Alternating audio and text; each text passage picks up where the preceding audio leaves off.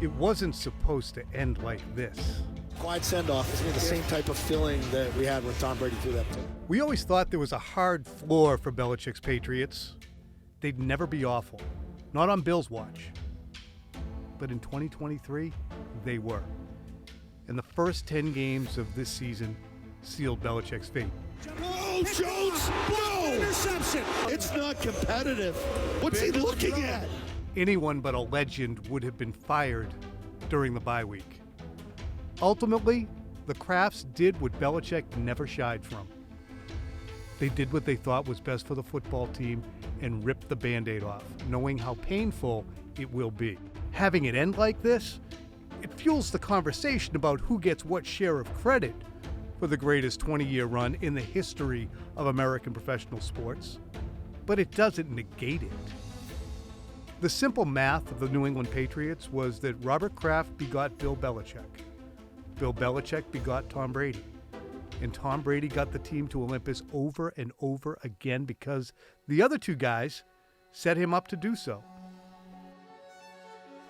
A bedrock principle in each man's success, though, was their willingness to be unconventional. Nobody was more like that than Belichick. Over a quarter century, he made so many, he did what? Decisions so boldly and so unapologetically that the phrase, "In Bill we trust," was more than a four-word catchphrase. It was an operating philosophy. When he got to New England, he gutted the roster of deadwood veterans. He picked Brady over the highest-paid player in football, Drew Bledsoe. He traded Bledsoe in the division. He released Lawyer Malloy. He moved on from Adam Vinatieri. He signed Corey Dillon and acquired Randy Moss. All the trades of seemingly indispensable players like Richard Seymour or Logan Mankins or Jamie Collins. He had wide receivers playing corner, defensive ends catching touchdowns. Belichick managed the Patriots to an unprecedented, unthinkable level of success in inimitable fashion. And he was the best football investment that Robert Kraft ever made. Belichick has shown in the past few years that he's very, very aware of what he's given his bosses and this fan base.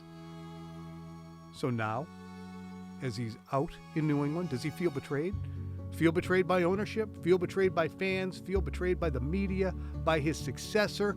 By anyone who believed it was time for a change after one 4-13 season? You know that Belichick does keep track.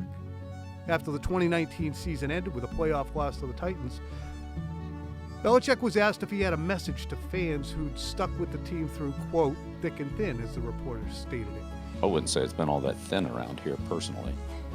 Maybe you feel differently, but I haven't heard too many fans say that. When I asked Belichick in November 2020 about the team's shabby draft record in previous seasons, Belichick answered this way.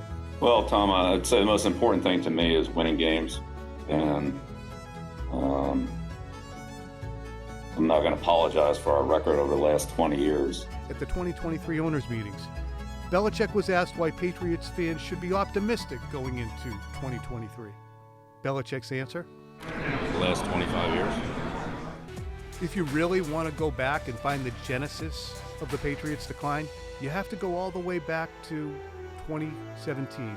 Sweep right for James White, cuts it upfield, driving forward, diving to the goal! It's still a touchdown! And a title for the Patriots! After dramatically beating the Falcons in the Super Bowl, coming back from 28-3 to do it, quarterback Tom Brady had entered rare air. No NFL quarterback had ever won 5. He wanted a new contract and assurance that he'd be in New England forevermore. Belichick kept pushing Brady going into 2018. He still wanted a new contract, wasn't coming. Instead, Brady got a package of incentives that he had little chance of attaining. By the summer of 2019, it dawned on Brady that Belichick didn't want to make a multi-year commitment or pay him close to market value. And Brady realized that Kraft had ceded the decision to Bill. So when the team signed Brady to a one-year deal in August, he decided he was gone in 2020. That didn't stop Brady from continuing throughout camp to ask for that contract that would keep him here. All right, talk to Mr. Kraft, come on. But it wasn't Mr. Kraft who was making the decision. Kraft put the ball squarely in Bill Belichick's court. The Brady decision was ultimately a millstone. The Patriots went 7-9 with Cam Newton at the helm during the COVID-marred 2020 season. Being under 500 wasn't nearly as painful for Robert Kraft as seeing Brady play like a maestro in Tampa and win another Super Bowl. How, Kraft wondered, could a player supposedly in decline go to a new team and in 1 year win a Super Bowl? What was Belichick looking at? Still, there was cause for optimism.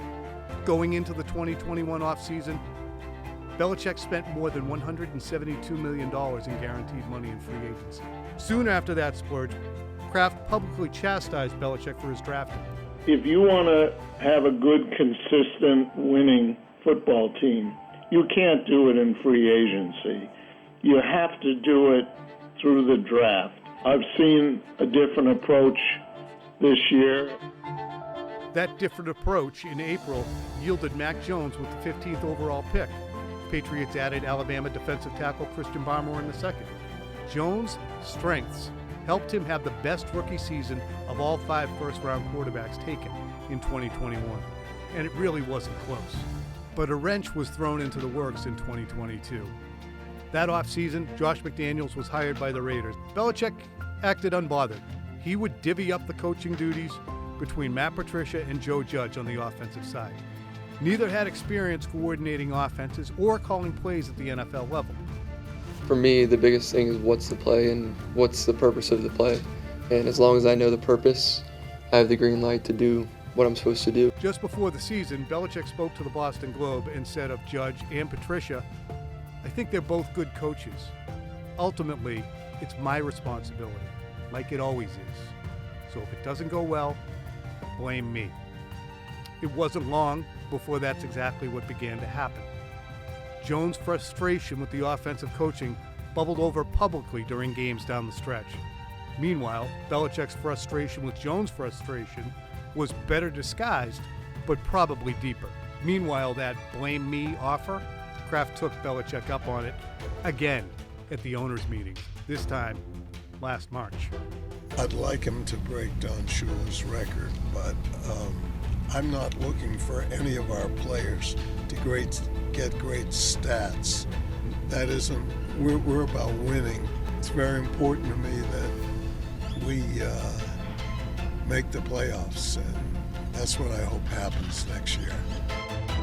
Obviously, it didn't happen, and it wasn't even close. The Patriots are now one of the worst teams in the NFL, and they have a long road back to even respectability, never mind the levels Belichick coached them to for most of his 24-year reign. It just leaves you realizing it is what it is, and it was what it was.